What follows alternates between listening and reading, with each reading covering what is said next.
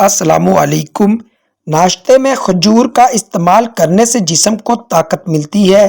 خالی پیٹ انڈا کھانے سے قوت مدافعت میں اضافہ ہوتا ہے۔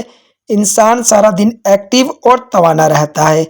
بدہضمی اور الٹیاں روکنے کے لیے 30 گرام پیاز، پودینہ کے چند پتے اور 7 عدد کالی مرچ اچھی طرح ملا کر کھائیے۔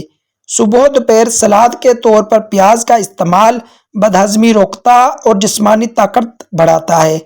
پکوڑے سموسے ہمیشہ تازہ کھائیں، کیونکہ باسی سموسے پکوڑے کھانے سے معدہ خراب ہوتا ہے۔ تازہ مولی کھانے سے سستی دور بھاگ جاتی ہے۔ بھوک بڑھانے کی خاطر پھلوں کے سرکے میں پیاز اور ادرک کاٹ کر ملائیے، پھر پودینے کے پتے، لہسن کے 2-4 ٹکڑے اور تھوڑی سی کشمش ملا کر کھانے میں بطور سلاد استعمال کریں۔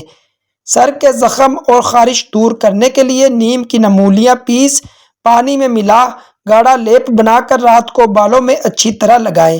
جن خواتین کی ماہواری وقت سے پہلے رک جاتی ہے، انہیں چاہیے سورج مکھی کے بیج 1 چمچ روزانہ چبا کر کھائیں۔ اس کے استعمال سے ماہواری کا سائیکل روٹین پر آ جائے گا۔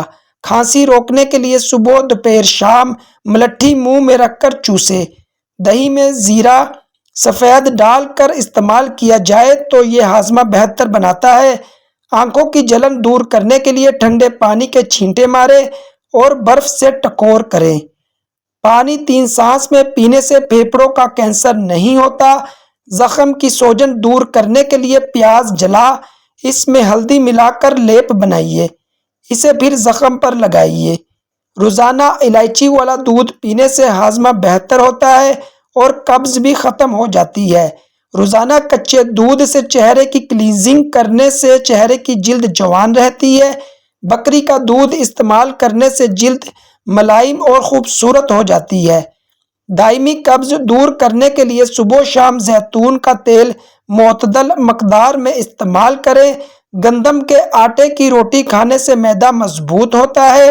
پیٹ کے جملہ امراض روکنے کے لیے اسبغول کا چھلکا بلا ناغہ استعمال کریں۔ روٹی چبا کر نہیں کھاؤ گے تو کمر میں درد ہو جائے گا۔